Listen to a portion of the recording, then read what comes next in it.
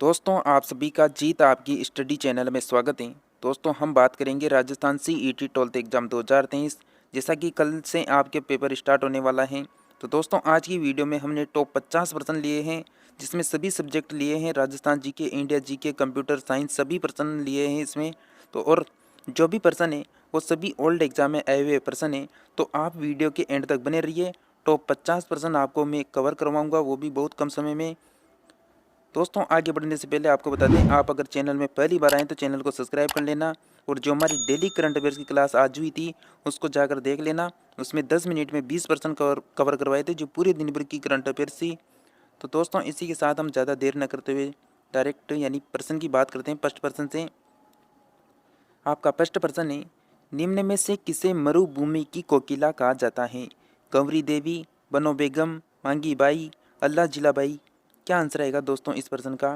दोस्तों जो बनो बेगम है वो जयपुर की निवासी हैं, मांगी बाई उदयपुर की हैं, अल्लाह जिलाबाई यानी बीकानेर की हैं, और कंवरी देवी कहाँ की है ये आप बताना। दोस्तों आप सभी का बिल्कुल करेक्ट आंसर हो जाएगा। मरुभूमि की जो कोकिला है वो ऑप्शन नंबर आपका फोर्थ करेक्ट आंसर है, अल्लाह जिलाबाई को कहा जाता है। नेक्स्ट प्रश्न है, खेतों में जुताई के बाद भूमि को समतल करने के लिए फेरा जाने वाला जो मोटा पाटा होता है उसे क्या कहा जाता है? चावो कहते हैं, चहाड़ कहते हैं, चावर कहते हैं, चांदो राणो कहते हैं। क्या आंसर आएगा दोस्तों? बिल्कुल करेक्ट आंसर है ऑप्शन नंबर 3, चावर कहा जाता है दोस्तों।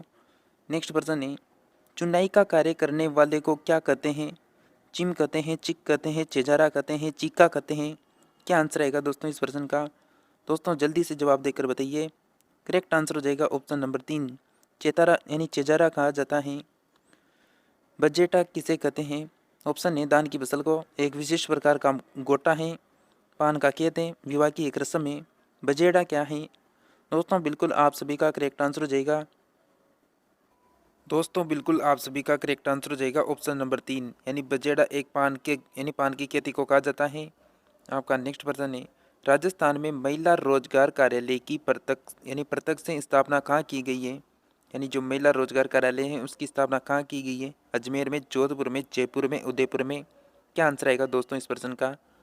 बिल्कुल दोस्तों आप सभी का करेक्ट आंसर है ऑप्शन नंबर 3, जयपुर में की गई है। जवाहर सागर बांध किस जिले में स्थित है? झालावाड़, चित्तौड़, सवाई माधोपुर, कोटा, बूंदी। क्या आंसर आएगा दोस्तों इस प्रश्न का? जल्दी से सोच के बताइए। दोस्तों करेक्ट आंसर है option number D, Kota Bundi इसका सही आंसर है। किस नदी को वागड़ या खंटल की गंगा कहा जाता है? चंबल को, माही को, सोम को, झाकम को।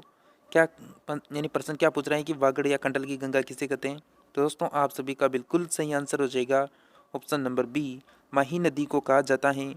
आपका नेक्स्ट प्रश्न है, भारतीय डाक विभाग ने किस लोक देवता की फड़ पर डाक टिकट जारी किया? दोस्तों वेरी वेरी इंपॉर्टेंट प्रश्न है, मैं आपको एंड में बताऊंगा कि ये जो प्रश्न है किस एग्जाम में आए हुए प्रश्न है। बाबूजी, देवनारायण जी, रामदेव जी, तेजा जी।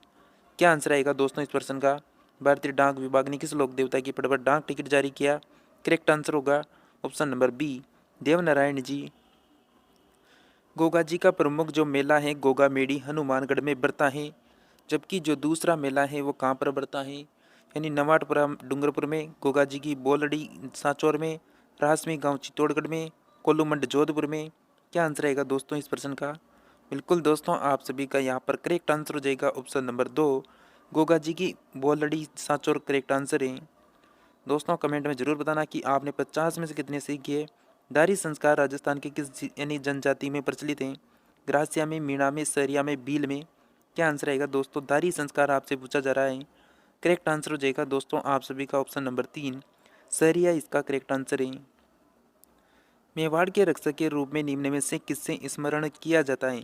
चाला बिंदा को, भामाशाह को, महासाली राम को, महाराणा प्रताप को। क्या आंसर आएगा दोस्तों? मेवाड़ के रक्षक आपसे पूछा जा रहा है, तो बिल्कुल ऑप्शन नंबर बी, यानी सेठ भामाशाह को कहा जाता है। नेक्स्ट प्रश्न है, जयपुर को गुलाबी रंग निम्न द्वारा दिया गया था। दोस्तों ये प्रश्न इतनी बार पूछा जा चुका है, इसको बिल्कुल अच्छे से रट लेना। यानी सवाई ईश्वरी सिंह, महाराजा ईश्वरी सिंह, महाराजा माधो सिंह, महाराजा सवाई जय सिंह सेकंड, सवाई जय सिंह। दोस्तों मैं जल्दी जल्दी इसलिए करवा रहा हूँ क्योंकि आपके पास भी समय नहीं है, तो हम यानी ज़्यादा प्रश्न लेकर आए तो आपको समय भी ज़्यादा लगेगा यहाँ पर, तो मैं जल्दी से करवा देता हूँ सभी प्रश्नों को अच्छे से। बिल्कुल करेक्ट आंसर हो जाएगा option number 2, Sawai Ram Singh second आप सभी का करेक्ट आंसर हो जाएगा। और इस प्रश्न को अच्छे से याद रखना, बहुत सी बार पूछा जा चुका है सभी एग्जामों में। प्रश्न है कि निम्न में से निम्न पंक्ति किसके लिए प्रसिद्ध है। पंक्ति है कि चुंडावत मांगे सेनानी, सर काट दे दियो सतरानी, या फिर सिर काट दे दियो सतरानी भी कर सकते हैं। सहल कंवर के लिए है, आनंद कंवर के लिए है, रूप कंवर के लिए है, विजय कंवर के लिए है, किसके लिए है ये पंक्ति। दोस्तों बिल्कुल करेक्ट आंसर हो जाएगा आप सभी का ऑप्शन नंबर 1, सहल कंवर के लिए। ये जो लिखी गई है पंक्ति, ये इसके लिए सहल कंवर के लिए ऑप्शन नंबर 1 करेक्ट आंसर है। महाराणा प्रताप की जन्म स्थली आपको बतानी है। चित्तौड़गढ़, उदयपुर, हल्दी घाटी, कुंभलगढ़, क्या आंसर आएगा दोस्तों। बिल्कुल दोस्तों आप सभी का करेक्ट आंसर हो जाएगा महाराणा प्रताप की जन्म स्थली कुंभलगढ़ करेक्ट आंसर है। बोहरा समाज का उर्स कहाँ पर बढ़ता है। बाड़मेर, अजमेर, गलियाकोट, उदयपुर। दोस्तों क्या आंसर आएगा दोस्तों इस प्रश्न का। बिल्कुल करेक्ट आंसर हो जाएगा दोस्तों आप सभी का ऑप्शन नंबर 3 गलियाकोट इसका करेक्ट आंसर है। राजस्थान में पंचायत समिति का प्रधान जो होता है वो अपना इस्तीफा होता है वो किसे देता है। जिला प्रमुख को, उप प्रधान को, जिला कलेक्टर को, संभागीय आयुक्त को, किसे देता है अपना जो इस्तीफा होता है।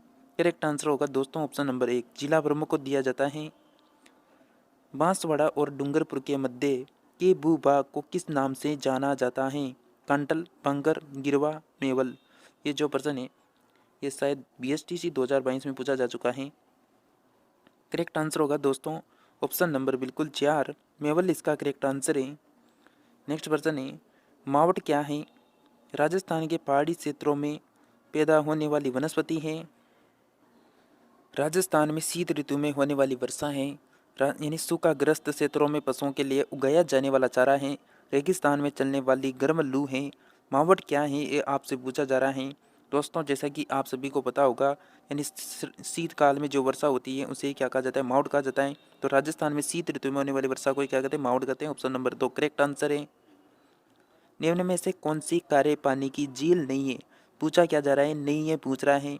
सांबर जयपुर, पंचभद्रा बाड़मेर, कायलाना जोधपुर, लुणकरणसर बीकानेर। क्या आंसर आएगा दोस्तों, कौन सी कार्य पानी की झील नहीं है।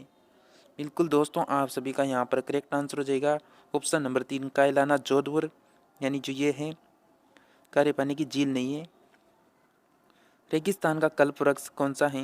बबुल है, फोग है, रोइडा है, केजड़ी है।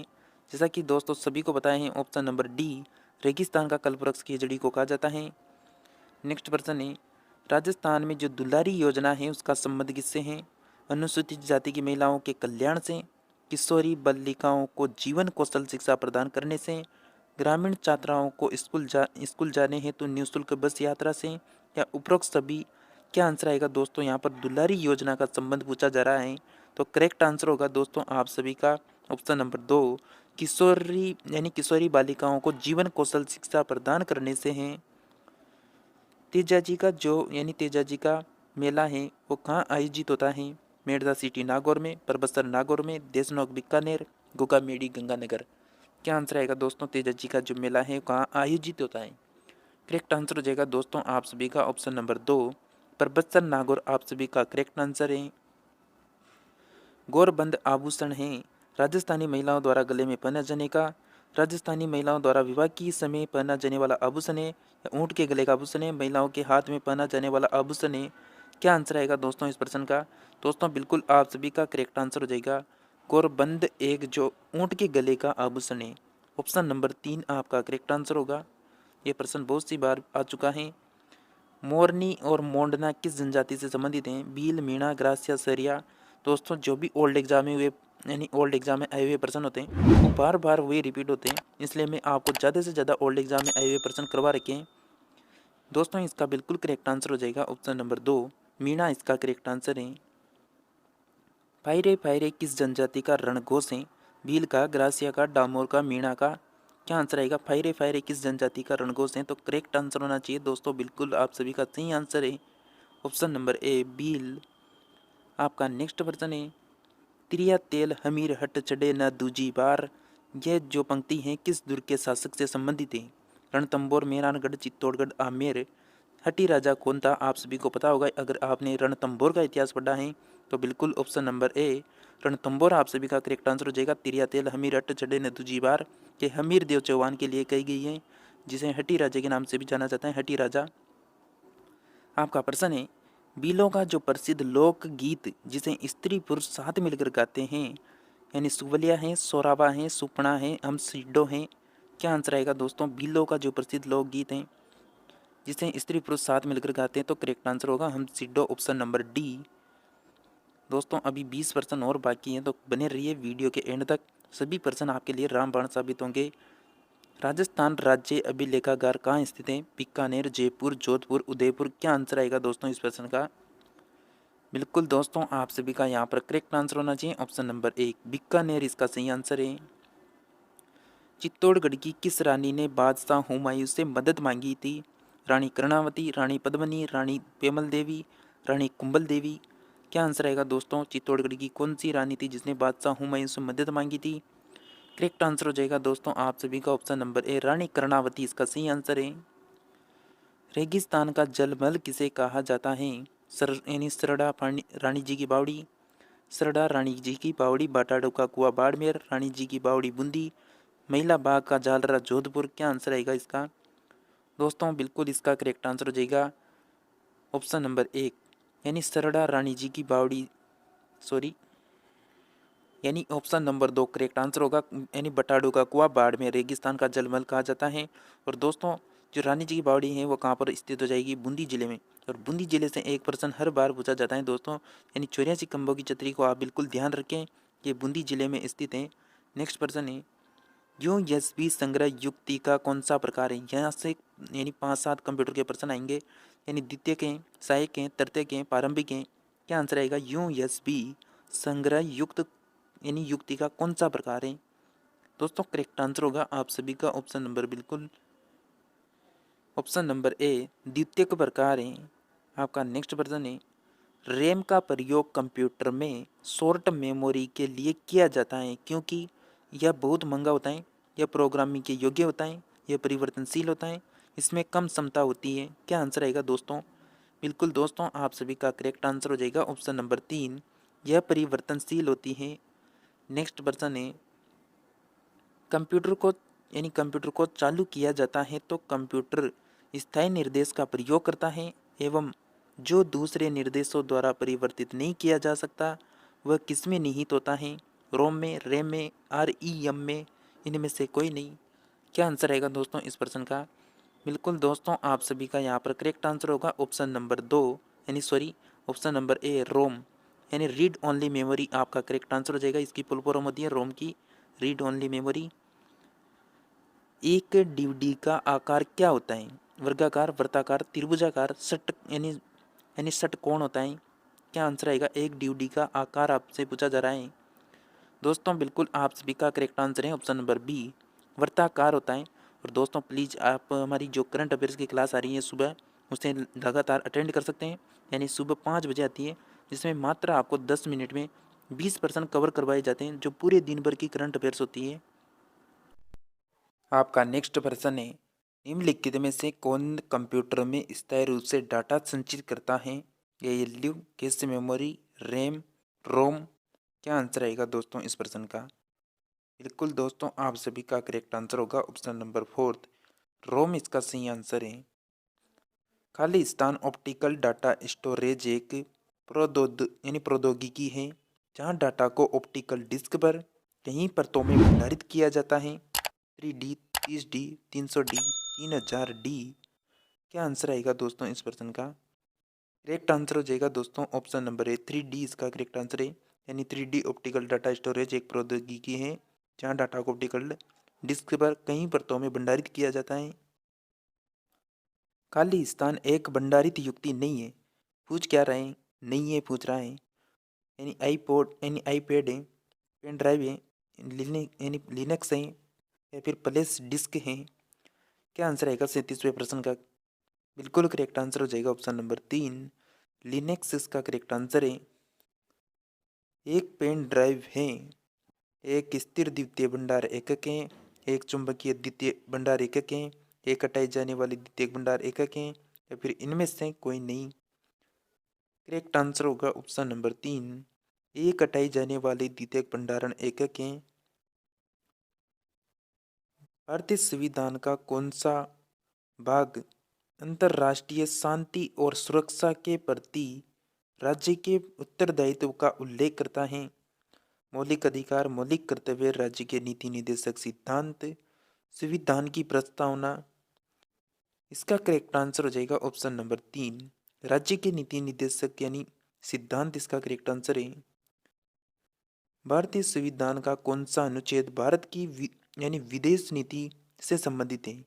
अनुच्छेद 380, अनुच्छेद 312, अनुच्छेद 60, अनुच्छेद 51। क्या आंसर आएगा दोस्तों?